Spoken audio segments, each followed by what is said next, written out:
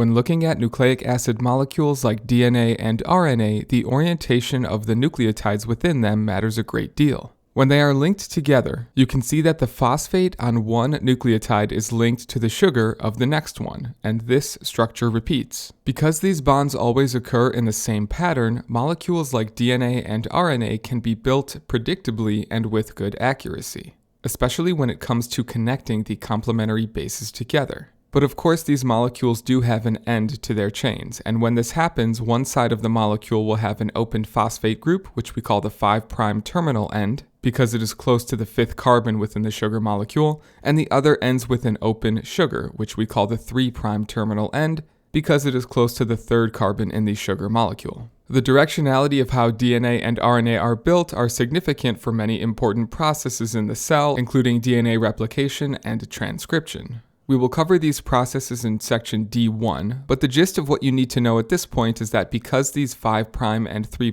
ends exist, they dictate the way that nucleotides are attached and molecules are built. After all, we can't be putting them on backwards because they would not fit together. They must be facing the correct direction to be able to fit into enzymes properly and be linked to the next nucleotide in the chain. Again, more on that in later videos. We know that RNA molecules are single-stranded while DNA molecules are double-stranded, and the components of the nucleotides that link the DNA strands together are the nitrogen bases. But when we look a bit closer at the nitrogen bases, we can see that there are two structural forms, as they are made up of either a one-ring structure, as seen here, or a two-ring structure, as seen here. The one-ring nitrogen bases are called pyrimidines, and the two-ring structures are called purines. So we can see by looking at this image that adenine and guanine are purines with 2 rings, and cytosine and thymine are pyrimidines with 1 ring. Knowing this and knowing the base pairing rules of A and T and G and C, we can see that purine and pyrimidine bases bond with each other, and not with a base of the same structure, as in we would never see 2 purine bases connected. With the purine and pyrimidine structures being equal length between A, T, G, and C variations, the bonding of one purine and one pyrimidine ensures that the DNA backbones are equal width and distance from each other, which gives the entire DNA molecule greater stability, promoting that parallel structure the two backbones create. This is important because we know that different organisms, even of the same species, have different DNA sequences of these bases. Sticking with the one purine and one pyrimidine bonding structures ensures that DNA is the same width no matter what the sequence is. When we look at eukaryotic cells, we know that DNA is housed in the nucleus, but if we were to zoom in on that DNA, we would see that it looks like it is made up of a bunch of small structures that look like beads. This is because the DNA within eukaryotic cells is packaged into specific structures called nucleosomes.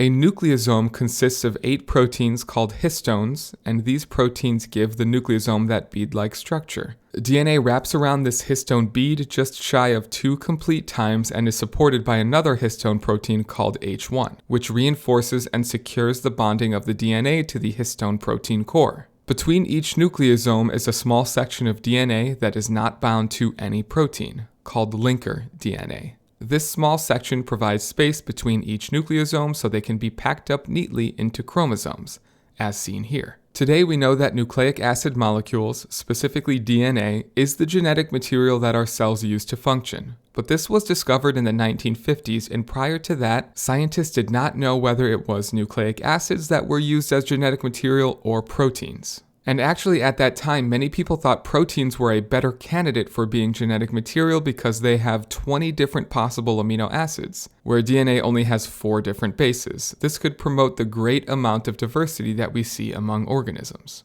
To figure this out, Alfred Hershey and Martha Chase ran an experiment using a virus and radioactive elements. They understood that there were differences between the structure of nucleic acids and proteins, like the fact that proteins contain the element sulfur and nucleic acids did not, and nucleic acids contain the element phosphorus and proteins did not. They also knew that a virus, T2 bacteriophage, contained an outer coat that was made up entirely of protein and contained nucleic acids on the inside. With this knowledge, they took the virus and cultivated 2 different versions of it, one that had radioactive sulfur within the protein coat on the outside of the virus, and one that had radioactive phosphorus as part of the DNA found inside of the virus. They set the viruses out to infect bacteria cells in 2 different trials and let the populations grow. Knowing that the viruses inject their genetic information into the bacteria cells, when the trials were complete, it was expected that the genetic material would be found within the cells that should show up as radioactive. The resulting bacteria populations were blended and centrifuged, leaving the heavier bacteria cell components, including their genetic material, within a pellet at the bottom of the tube, and the lighter T2 virus components in the liquid called the supernatant. They found that more radioactive sulfur was in the supernatant, and more radioactive phosphorus was in the pellet when comparing the trials. This supported the idea that DNA was the genetic material because it was transferred into the bacteria cells and found among the components in the pellet, as was evident by the radioactive phosphorus.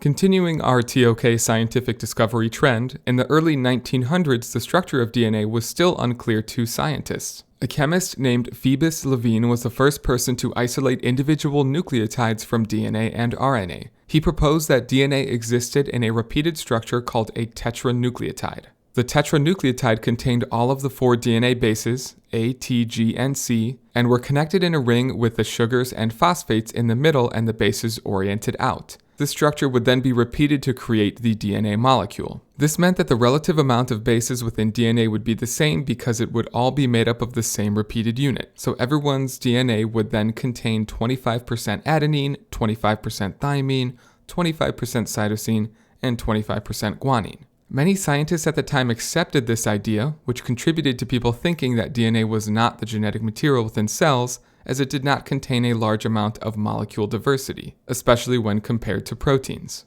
It wasn't until 1950 when Erwin Chargaff published a paper that contested this idea of the structure of DNA. He analyzed the DNA of many different organisms and recorded the composition of bases. He quickly found that the distribution of bases was not an even 25%, but instead revealed a new pattern that showed adenine and thymine shared very similar percentages of abundance, along with a similarity between the abundance of cytosine and guanine. This data eventually falsified the tetranucleotide hypothesis and eventually supported the DNA structure that we know of today, along with the pairing rules of A, T, and G and C, based on the percentages that Chargaff found.